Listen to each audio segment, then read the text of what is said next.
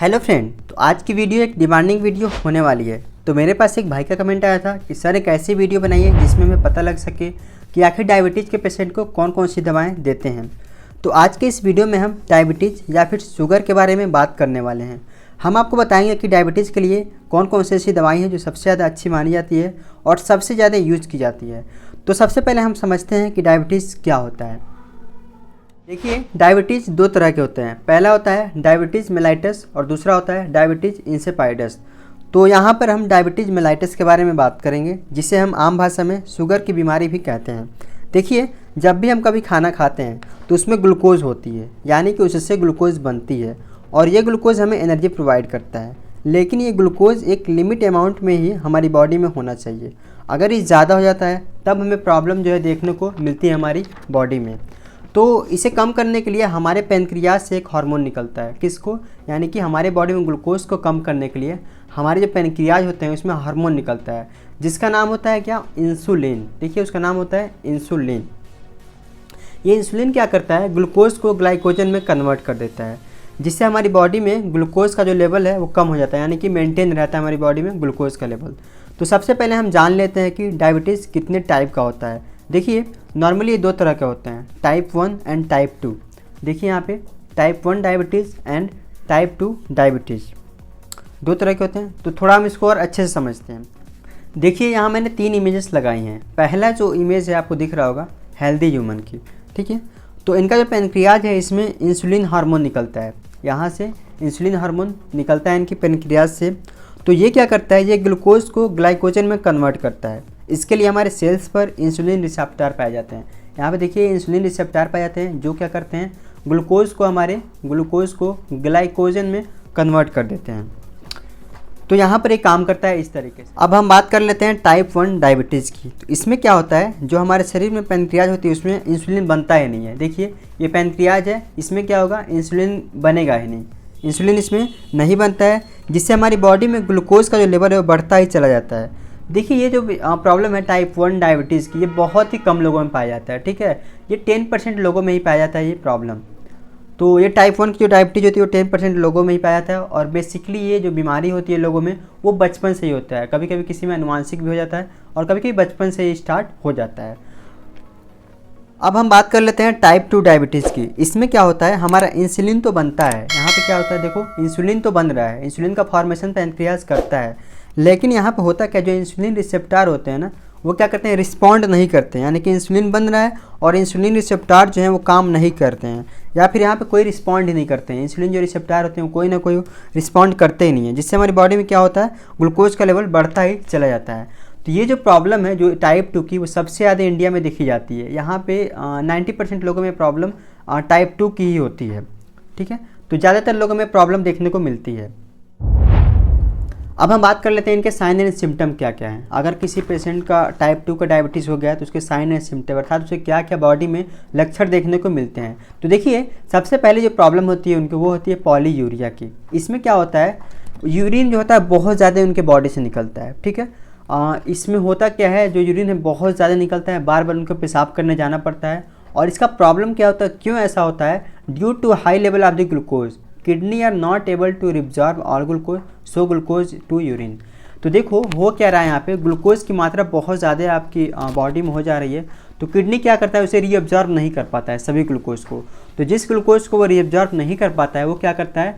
आपके मूत्र के रास्ते अर्थात पेशाब के रास्ते वो बाहर निकालने की कोशिश करता है। इसलिए क्या होता है? इसमें यूरिन बहुत ज़्यादा जो है फ्लो होता है बॉडी से बाहर।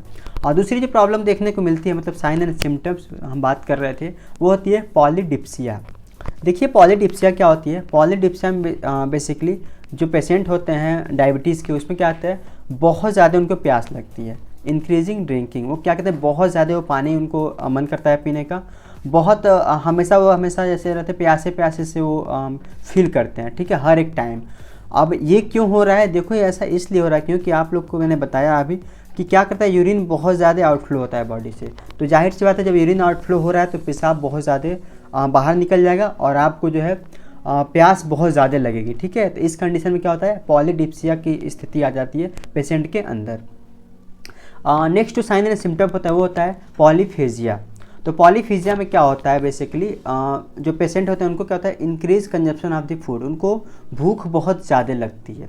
ठीक है, तो क्या ऐसा क्यों होता है? ऐसा इसलिए होता है क्योंकि जो इंसुलिन की सेंसिटिविटी होती है वो कम हो जाती है, जिसकी वजह से आपको भूख बहुत ज़्यादा लगती है और हमेशा जो है भूखे भूखे फील करते हैं, पॉलीफेजिया। तो देखिए ये जो मैंने आपको 3 जो बताए हैं, पॉलीफेजिया, पॉलीडिप्सिया और पॉलीयूरिया, ये 3 जो है इसके मेन सिम्टम्स हैं। ठीक है, ये सबसे ज़्यादा सिम्टम देखने को मिलती हैं डायबिटीज़ के पेशेंट में। ठीक है, अब कुछ और भी सिम्टम है उसके बारे में हम बात कर लेते हैं। देखिए यहाँ पे एक और जो सिम्टम है नेक्स्ट वो है फैटिक, यानी कि उनको जो थकान हमेशा महसूस होता है, हमेशा वो टायर्ड अर्थात टायर्ड महसूस करते हैं, लो एनर्जी फील होता है उनकी बॉडी में, हमेशा ऐसे थके थके से फील करते हैं। ठीक है, और due to increase of glucose level and decrease insulin sensitivity, ऐसा क्यों होता है? ऐसा इसलिए होता है क्योंकि ग्लूकोज लेवल जो है बढ़ जाता है और इंसुलिन की सेंसिटिविटी होती है वो बॉडी में घट जाती है, इसीलिए वो हमेशा थके थके महसूस करते हैं। नेक्स्ट जो यहाँ पे साइन एंड सिम्टम्स है वो है वेट लॉस। देखिए वेट लॉस बहुत बड़ी समस्या है जो भी डायबिटीज़ के पेशेंट होते हैं। ठीक है, उनका वेट जो है वो बहुत ही ज़्यादा कम हो जाता है। अगर नॉर्मल पेशेंट रहेगा उनका वेट बहुत अच्छा है, तो अगर डायबिटीज़ हो गया तो उनका क्या है, वेट जो है घटता ही जाता है। ठीक है, और एन वक्त उनका जो वेट बहुत काफ़ी हद तक घट जाता है। और यहाँ पे हम बात करते हैं एक और जो प्रॉब्लम की होता है विजन चेंज, यानी कि उनको देखने की क्षमता जो है कम हो जाती है। जो भी ऐसे डायबिटिक के पेशेंट रहते हैं उनकी देखने की क्षमता बिल्कुल कम हो जाती है, ब्लरी विजन हो जाता है। Blurry vision in the sense जब भी वो किसी चीज़ को देखते हैं तो क्या होता है, बिल्कुल और बिल्कुल धुंधला दिखाई देता है। ठीक है, और एक और प्रॉब्लम होती है जिसको हम मेडिकल लैंग्वेज में डायबिटिक रेटिनोपैथी के नाम से जाना जाता है। ठीक है, तो ये सारे साइन एंड सिम्टम उनको देखने को मिल जाते हैं। जो नेक्स्ट जो साइन एंड सिम्टम की अगर हम बात कर रहे थे तो वो है पैरेस्थेसिस। पैरेस्थेसिस क्या होता है आप लोग समझिएगा। पैरेस्थेसिस में क्या होता है बेसिकली, जो भी आपके ग्लूकोज हैं, तो ग्लूकोज में जो कि आप लोग समझिए, ग्लूकोज में क्या हो रहा है, आपका शुगर का लेवल बढ़ रहा है। तो जब शुगर का लेवल बढ़ता है तो ग्लूकोज आपका बिल्कुल गाढ़ा हो जाता है। ठीक है, अब जब गाढ़ा हो जाता है तो उससे क्या होता है, आपकी बॉडी में प्रॉपर तरीके से ब्लड फ्लो नहीं कर पाता है, जिसकी वजह से आपको नम्बनेस फील होता है। ठीक है, नम्बनेस में क्या होता है, शून्य हो जाना। आप लोगों ने सुना होगा कि शून्य हो जाता है, तो नम्बनेस फील होता है आपको हर एक बॉडी के पार्ट में, और टिंगलिंग भी फील होता है, मतलब किसी भी तरह कोई सेंसेशन होता है नहीं है बॉडी में। ठीक है, जिसको हम बोलते हैं पेरेस्थेसिस। अब हम चलिए बात करते हैं यहाँ पर ट्रीटमेंट के बारे में। देखिए ट्रीटमेंट को जानने से पहले सबसे पहले आप लोग ये समझिए कि कुछ घरेलू उपाय भी होते हैं आपके डायबिटीज़ को कम करने के लिए। अगर आपका डायबिटीज़ का फर्स्ट स्टेज चल रहा हो तो आप लोग इनको अपना करके भी आप लोग अपने डायबिटीज़ को ठीक कर सकते हो। और देखो जब भी आप लोग डॉक्टर के पास जाते हो तो दवाई के साथ साथ आपको ये सब चीज़ें भी करने के लिए बोलते हैं। तो सबसे पहला क्या है, इंक्रीज फिजिकल एक्टिविटी। देखिए सबसे ज़्यादा आपको जो ध्यान देना है डायबिटीज़ के पेशेंट को, फिजिकल एक्टिविटी उनको बहुत ही ज़्यादा करना होता है। ठीक है, किस लिए करना होता है, उनके वेट को कंट्रोल करने के लिए। देखो फिजिकल एक्टिविटी से आपको क्या होगा, जैसे आप लोग फिजिकल एक्टिविटीज़ करोगे तो आपके बॉडी में जो ब्लड का सर्कुलेशन है वो काफ़ी अच्छे तरीके से बना रहेगा, और ये काफ़ी ज़्यादा हेल्प करता है आपके डायबिटीज़ को कम करने के लिए। ठीक है, दूसरा जो होता है डाइट मैनेजमेंट। प्रॉपर देखो डाइट के लिए चार्ट आता है, प्रॉपर आपको जाओगे जब भी डॉक्टर से मिलोगे तो आपको वो बताएंगे कि डायबिटीज़ में क्या डाइट मैनेजमेंट रहना चाहिए। ठीक है, तो यहाँ पे आपको डाइट मैनेजमेंट भी करना चाहिए। और नेक्स्ट जो है वो है stress management. Stress management means होता है कि आपको किसी तरह कोई स्ट्रेस नहीं लेना है। जैसे आप योगा कर सकते हैं, ठीक है, दिन में सुबह के टाइम आप लोग एक्सरसाइज कर सकते हैं। और सबसे ज़्यादा जो प्रॉब्लम क्रिएट करता है वो होता है आपका स्मोकिंग। ठीक है, तो स्मोकिंग का आपको रोकना पड़ता है। तो स्मोकिंग में आपको अल्कोहल कंजम्पशन को भी रोक सकते हो। ठीक है, जो भी धूम्रपान आप लोग करते हो उसको भी रोक सकते हो। तो देखो आपको यहाँ पे एक चीज़ बता देना चाहता हूँ, यहाँ पे एक चीज़ और आप लोग ऐड करना, कोलेस्ट्रॉल। कोलेस्ट्रॉल का कंजम्पशन जो है, मतलब कोलेस्ट्रॉल का कंजम्पशन आपकी बॉडी में बहुत ज़्यादा कम होनी चाहिए। तो ट्रीटमेंट बताने से पहले मैं आपको बता देना चाहता हूँ, यहाँ पर मैं जो भी दवाएँ बताऊँ वो आपकी बस जानकारी के लिए, इसमें से आपको कोई भी दवा खुद से नहीं लेनी है, डॉक्टर की सलाह पर भी कोई दवा लेनी है। देखिए बहुत सारी दवाइयाँ आती हैं जो कि शुगर की प्रॉब्लम में यूज़ की जाती है, जैसे कि ग्लिम्पेजाइड, ग्लिबुराइड एंड ग्लिम्पेराइड, मेटफॉर्मिन, एक्रोबेस।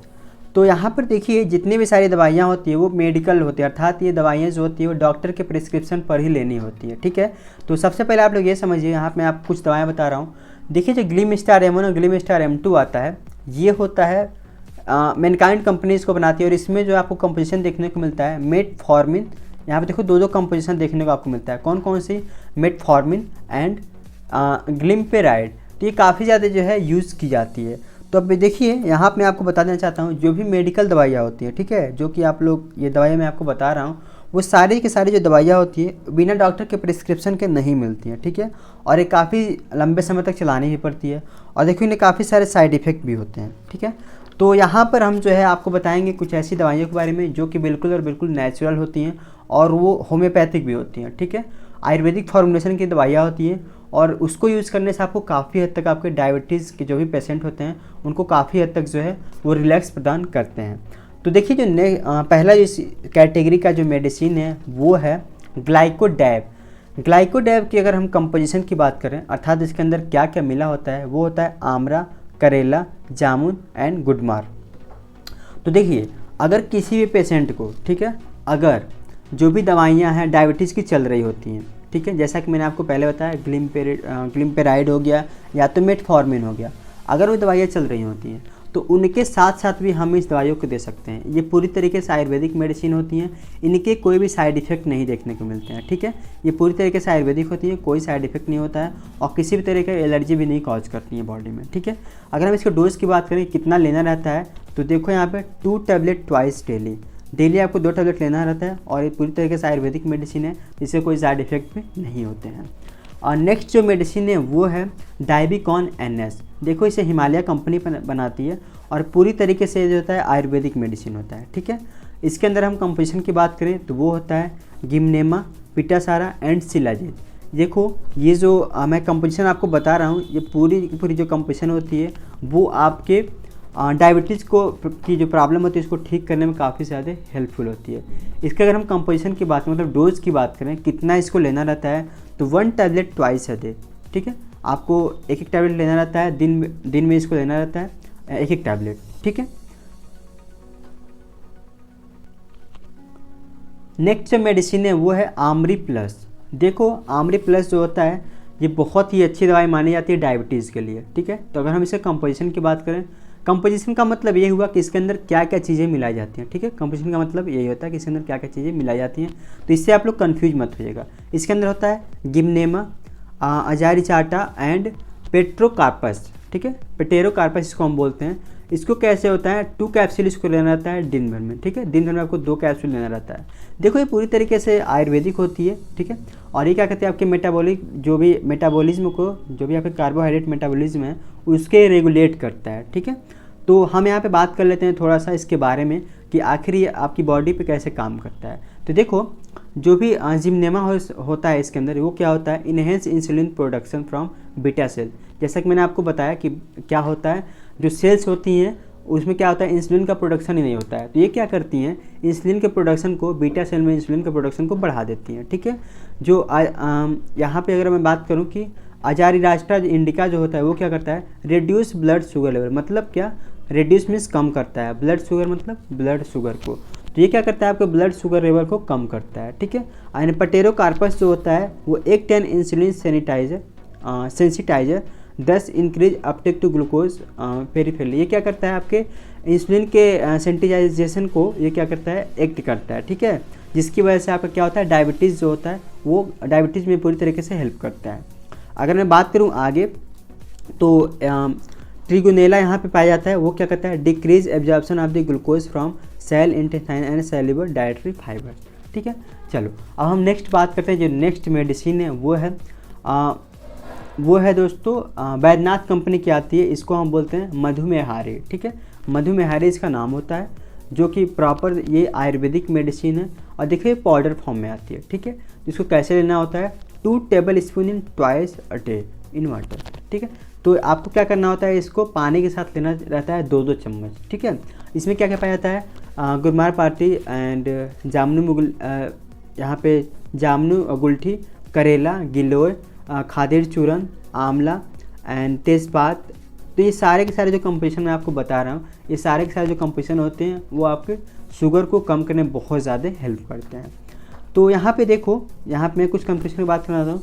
मेथी, करेला, गिलोय प्रॉपर देखिए नेचुरल है, इसके कोई साइड इफेक्ट नहीं होते हैं। मेथी, करेला, गिलोय, कुटाकी, नीम एंड गिलोय एंड जामुन गुठाली। यहाँ पे देखो बहुत जगह आप लोग सुन रहे होंगे जामुन, ठीक है, तो देखो आपके मधुमेह की जो बीमारी होती है, यानी कि जो डायबिटीज अर्थात शुगर के पेशेंट होते हैं, उनमें जामुन बहुत ज़्यादा हेल्पफुल होता है। ठीक है, तो जो भी ये नेचुरल प्रोडक्ट होते हैं उसमें जामुन को मिलाकर ही बनाया जाता है सारी की सारी चीज़ें। तो ये हो गया बैद्यनाथ कंपनी का मधुमेह हारी। नेक्स्ट जो है वो है, देखिए पतंजलि कंपनी बनाती है और प्रॉपर ये मेड इन इंडिया अर्थात भारत में बनता है। तो इसको हम बोलते हैं मधुनाशनी बटी।